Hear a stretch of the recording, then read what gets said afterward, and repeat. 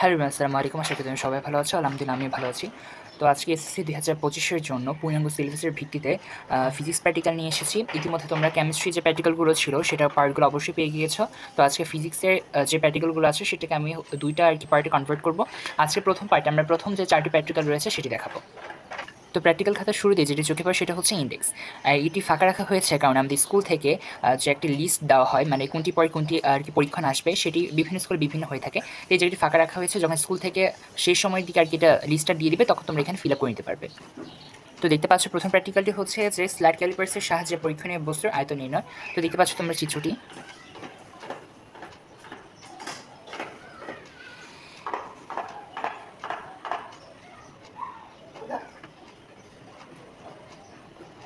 তো পরবর্তী পেজে লেখাটি সংযোজন করা হয়েছে।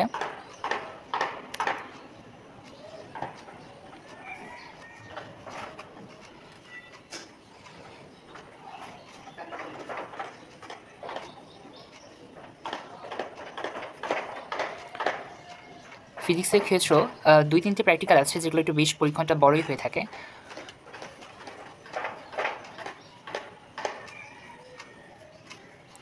তো প্র্যাকটিক্যালটি এখানে শেষ হচ্ছে যে স্লাইড ক্যালিপার্সের পরিমাপ সাহায্যে আমরা আয়তকার ঘনবস্তুর আয়তন নির্ণয়। তো পরবর্তী প্র্যাকটিক্যালটি হচ্ছে যে স্ক্রু গজের সাহায্যে বৃত্তাকার প্রস্থচ্ছেদ বিশিষ্ট তারের ক্ষেত্রফল নির্ণয়। তো দেখতে পাচ্ছ তোমরা চিত্রটি।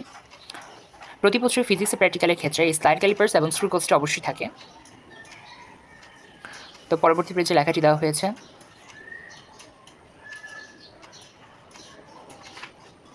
তো দেখতে পাচ্ছ এগুলো ফাঁকা রাখা হয়েছে কারণ যখন আমাদের প্র্যাকটিক্যাল ক্লাসটি হবে তখন নিজে পরিমাপ করে মানগুলো বসিয়ে নিতে পারবে। তো এখানে প্র্যাকটিক্যালটি শেষ হয়েছে। পরবর্তী প্র্যাকটিক্যালটি হচ্ছে তো সিঁড়ি দিয়ে দৌড়ের ওঠা শিক্ষার্থীদের ক্ষমতা নির্ণয়। তো দেখতে পাচ্ছ তোমরা চিত্রটি।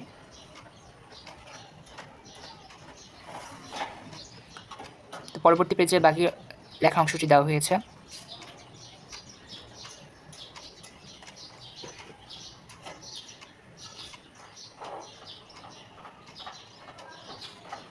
তো প্র্যাকটিক্যালটি এখানেই শেষ হচ্ছে। এটা হচ্ছে চিত্র প্র্যাকটিক্যাল গেল। তো আজকে পরবর্তী প্র্যাকটিক্যালটি হচ্ছে যে স্পষ্ট দর্শনের ন্যূনতম দূরত্ব নির্ণয়। তো দেখতে পাচ্ছ তোমরা চিত্রটি। এটি কিন্তু অধ্যায়ের ফিজিক্স অধ্যায়ের 9 ক্ষেত্রে এই চিত্রটি আর কি প্রযোজ্য। তোমরা নিশ্চয়ই অধ্যায়ের ম্যাথসগুলো যেগুলো ছিল লেন্সেরগুলো নিশ্চয়ই করেছো। পরবর্তী পেজে লেখাটি সংযোজন করা হয়েছে।